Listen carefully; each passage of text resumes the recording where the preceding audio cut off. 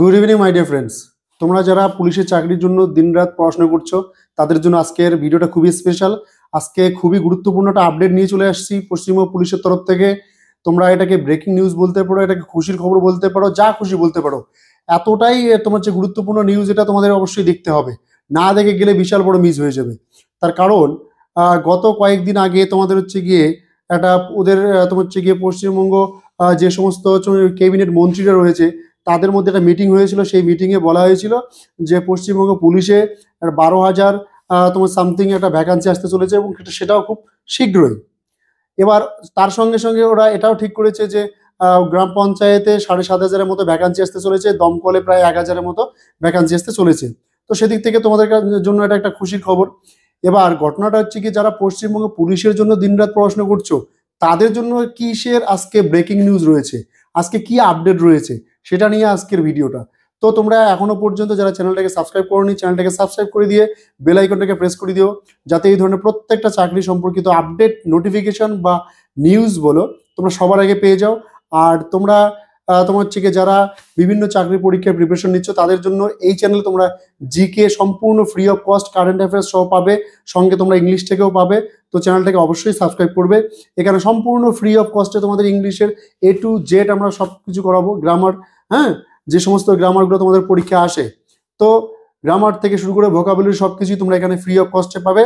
সেখানে কোনো রকম তোমার পে করতে হবে না।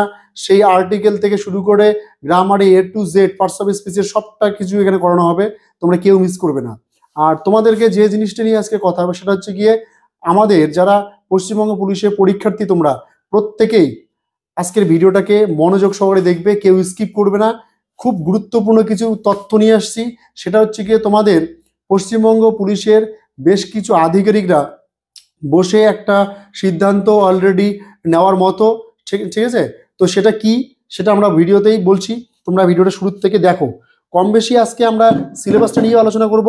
অ্যাকচুয়ালি ঘটনাটা হচ্ছে কি, যে তোমাদের পশ্চিমবঙ্গ পুলিশে যারা পরীক্ষার্থী তোমরা প্রত্যেকে, তাদের হচ্ছে গিয়ে পরীক্ষার যে এক্সাম প্যাটার্ন সকলেই জানো, সিলেবাস কি রয়েছে, এজ লিমিট কি রয়েছে, সবই জানো। এবার এই জায়গাগুলোতে পরীক্ষার পদ্ধতি কি কি পরিবর্তন হচ্ছে, এক্সাম প্যাটার্নে তোমার হচ্ছে কি পরিবর্তন হচ্ছে, সিলেবাসে কিছু পরিবর্তন হচ্ছে কিনা, এজ লিমিটে কোনো পরিবর্তন হচ্ছে কিনা, সবটা তোমাদের এই ভিডিওতে রয়েছে, কেউ স্কিপ করবে না, শেষ পর্যন্ত অবশ্যই দেখবে। চলো আজকে আমরা শুরু করছি আমাদের মেইন টপিক, যে WBP 2024। এইটা হচ্ছে কি আমাদের মোটো বলতে পারো, ঠিক আছে। এখানে তোমাদের হচ্ছে কি ভ্যাকান্সি কত বলেছিলাম, 12,000, ঠিক আছে। এই ভ্যাকান্সির উপর বেস করে তোমাদের নোটিফিকেশন আসতে চলেছে, এবং সেটাও খুব শীঘ্রই, ঠিক আছে। খুবই শীঘ্রই, খুব তাড়াতাড়ি এটা বেরোতে চলেছে, ঠিক আছে।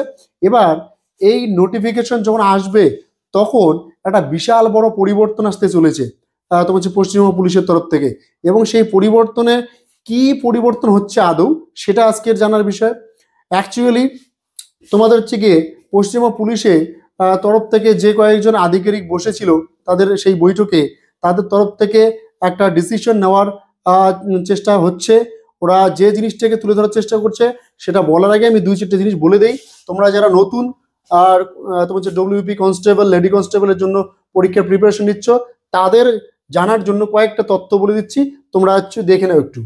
WBP কনস্টেবল রিক্রুটমেন্ট, সেক্ষেত্রে ভ্যাকান্সি তোমাদের আসতেছে কত হাজার, 12,000।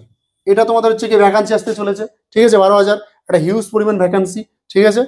তোমাদের এখানে এজ লিমিট তোমাদের যা থাকবে সেটা হচ্ছে কি আগে যা ছিল এজ লিমিট সেটাই থাকবে, ঠিক আছে, 18 থেকে 27। এক্ষেত্রে রিল্যাক্সেশন তোমরা পাবে। এসসি তোমার হচ্ছে গিয়ে এসটিরা পাবে হচ্ছে গিয়ে 5 বছর, আর ওবিসিরা পাবে হচ্ছে গিয়ে 3 বছর, ঠিক আছে। এই তোমরা রিল্যাক্সেশনটা পাবে বয়সের ক্ষেত্রে, ঠিক আছে। আর কোয়ালিফিকেশন যেটা, সেটা হচ্ছে মাধ্যমিক পাস, তোমরা সকলেই জানো, ঠিক আছে। কনস্টেবলের ক্ষেত্রে, লেডি কনস্টেবল, কেপি বলো, সব ক্ষেত্রে তোমাদের মাধ্যমিক পাস হলে তোমরা আবেদন করতে পারো। এবার ব্যাপারটা হচ্ছে সিলেকশন প্রসেস, এখানেই আসল গল্প। এই জিনিসটা নিয়েই কিন্তু আজকের এই মূল আলোচনাটা। এখানে যে পরিবর্তনটা হতে চলেছে সেটাই আজকের মেইন টপিক আমাদের, ঠিক আছে।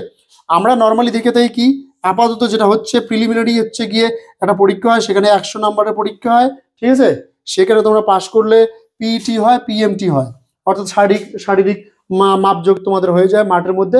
সেখানে তোমরা যদি কোয়ালিফাই করে যাও, মেইনস হবে তোমাদের। সেই মেইনসে তোমাদের হচ্ছে কি 85 নাম্বার একটা এক্সাম হবে, ঠিক আছে।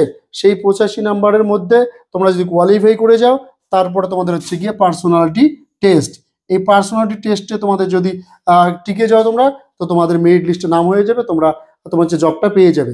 এটা হচ্ছে কি আমাদের আগের একটা প্রসিডিওর, এক্সাম প্যাটার্ন বা সিলেকশন প্রসেস বলতে পারো। কিন্তু এখন ঘটনা হচ্ছে গিয়ে নবান্ন সূত্রে খবর, কয়েকজন পুলিশ আধিকারিকরা এটা মনে করছেন এবং এটা করার চেষ্টাও করছেন যে যেহেতু এই যে ধরো প্রিলিমিনারি একটা টেস্ট নেওয়া, তারপরে হচ্ছে কি পিইটি পিএমটি এটা নেওয়া, ঠিক আছে, তারপর একটা মেইনস নেওয়া, তারপর একটা ইন্টারভিউ নেওয়া, এই যে এত বড় একটা লম্বা প্রসেস, এই প্রসেসটা কমপ্লিট করতে ওরা যেটা বলেছে 6 মান্থ লাগে, ঠিক আছে।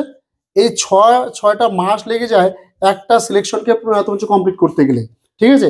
তো সেই জন্য ওরা ভাবছে যে তোমার হচ্ছে গিয়ে বেশ কিছু আধিকারিকরা যেটা ভাবছে সেটা হচ্ছে গিয়ে আজকের যেটা মেইন টপিক সেটা ভালো করে শুনো।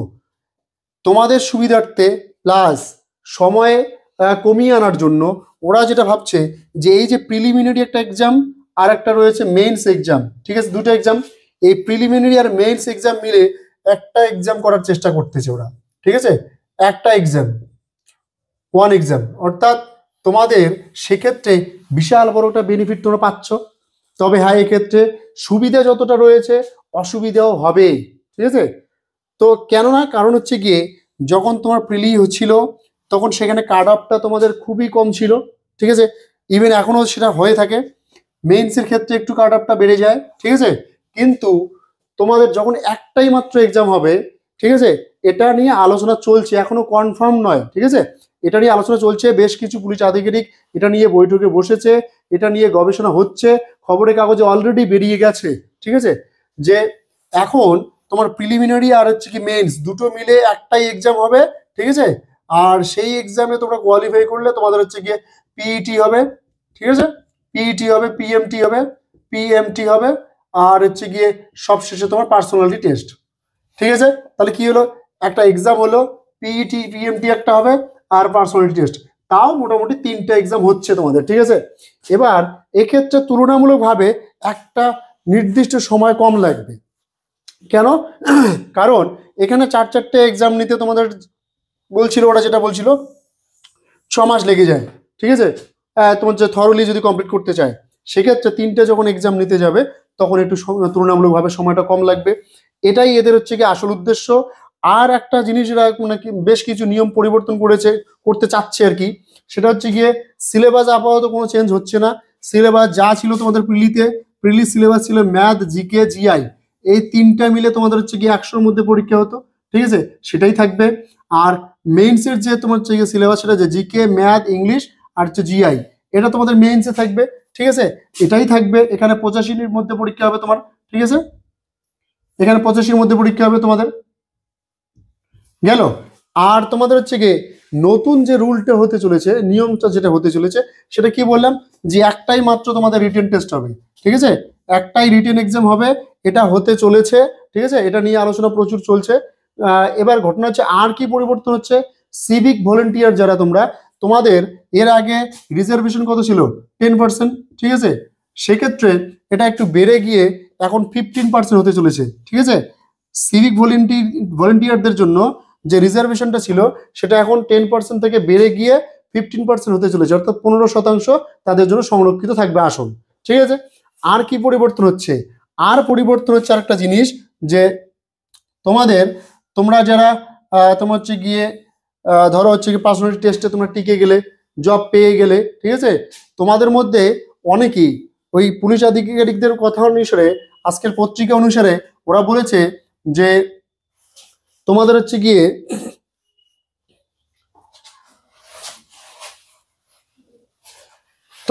গিয়ে ওদের যেটা কথা সেটা হচ্ছে গিয়ে তোমার হচ্ছে গত সিলেকশনে তোমার হচ্ছে গিয়ে 8,000 সামথিং তোমাদের হচ্ছে গিয়ে আর নিয়োগ তোমার হচ্ছে মেরিট লিস্ট বেরিয়েছিল। সেখানে যখন ট্রেনিং আর কি, তখন বেশ কিছু ছেলে মেয়ে তোমার হচ্ছে সেখানে জয়েন করেনি। এবার সেখানে জয়েন না করার ফলে কি হয়েছে, ওদের ওই সিটগুলো খালি পড়ে রয়েছে এবার যতক্ষণ না পর্যন্ত তোমাদের হচ্ছে নতুন সিলেকশন প্রসেস কমপ্লিট হচ্ছে ততক্ষণ পর্যন্ত ওরা নিতে পারছে না ওইখান থেকে, যেহেতু এখানে ওয়েটিং লিস্টের কোনো ব্যাপার নেই। তো সেই জন্য আর একটা নিয়ম করতে চলেছে ওরা, যে সেটা কি, সেটা হলো গিয়ে তোমার হচ্ছে গিয়ে যাদের পার্সোনালিটি টেস্ট হবে, পার্সোনালিটি টেস্ট তোমার হচ্ছে গিয়ে কমপ্লিট করার পর, পার্সোনালিটি টেস্ট কমপ্লিট করার পর যখন মেরিট লিস্টটা দেবে, এই মেরিট লিস্টের সময় ওরা একটা রিজার্ভেশন সিট বের করে রাখবে, ঠিক আছে? হ্যাঁ, রিজার্ভেশন, মনে করো তোমরা রিজার্ভেশন একটা লিস্ট বের করে রাখবে, ঠিক আছে? এবার এই রিজার্ভেশন লিস্টে তার মানে এই নয় যে তোমাদের ওয়েটিং লিস্ট, এই রিজার্ভেশন লিস্ট আর ওয়েটিং লিস্টের মধ্যে অনেক পার্থক্য রয়েছে।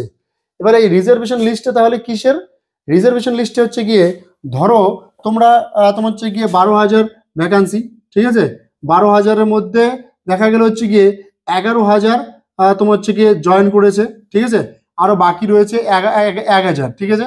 এই 1,000 ভ্যাকান্সি ওরা কি করবে, যেহেতু রিজার্ভেশন লিস্ট বানিয়েছে ওরা পার্সোনালিটি টেস্টের পরেই মেরিট লিস্টের সময়, সেখান থেকে ওরা কি করবে, ওই 1,000 নেবে। তাহলে তোমরা হয়তো ভাবছো যে তাহলে তো ওয়েটিং লিস্টই হয়ে গেল।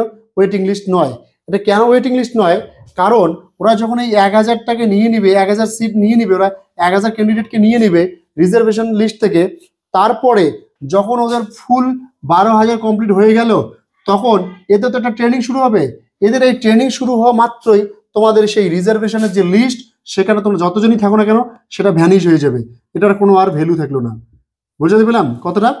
অর্থাৎ তোমাদের রিজার্ভেশনের যে তোমার যে তালিকায় যে সমস্ত ক্যান্ডিডেট থাকবে, তাদের আর কোনো ভ্যালু থাকবে না যখন ওই ভ্যাকান্সি পূর্ণ হয়ে যাওয়ার পর, ওদের যখন ট্রেনিং শুরু হবে, ট্রেনিং শুরু হয়ে যাওয়ার পর আর সেই সমস্ত রিজার্ভেশন লিস্টে থাকা ক্যান্ডিডেটদের কোনো ভ্যালু থাকবে না।